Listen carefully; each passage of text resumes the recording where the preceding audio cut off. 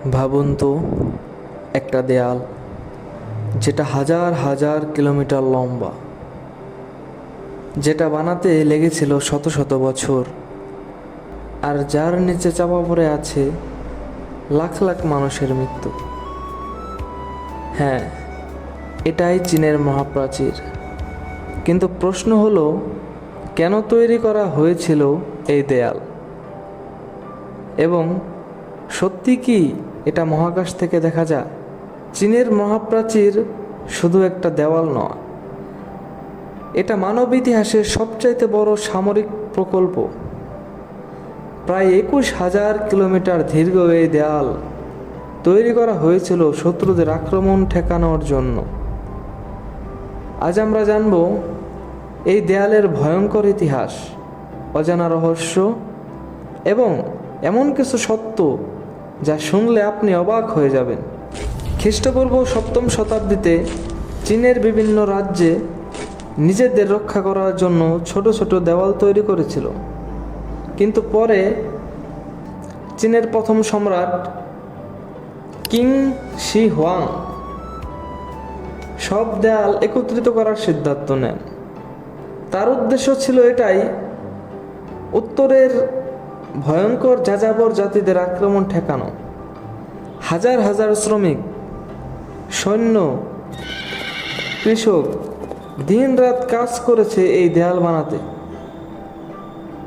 অনেকে কাজ করতে করতেই মারা যায়।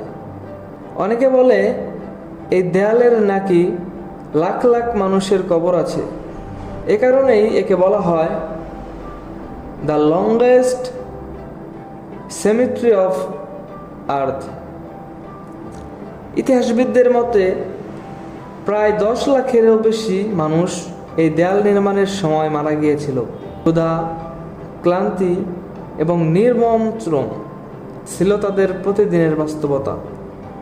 চীনের মহাপ্রাচীর এতটাই বড়, একই মরুভূমি, পাহাড়, বন সব কিছুর উপর দিয়ে চলে গেছে। অনেকের বিশ্বাস এটা নাকি মহাকাশ থেকে দেখা যায়। কিন্তু সত্য হলো, খালি চোখে মহাকাশ থেকে এই দেওয়াল দেখা প্রায় অসম্ভব। আরেকটি অবাক করা তথ্য হলো, এই দেয়ালের কিছু অংশ তৈরি করতে ব্যবহার করা হয়েছিল আঠালো চালের মিশ্রণ। আজ চীনের মহাপ্রাচীর পৃথিবীর অন্যতম পর্যটন কেন্দ্র।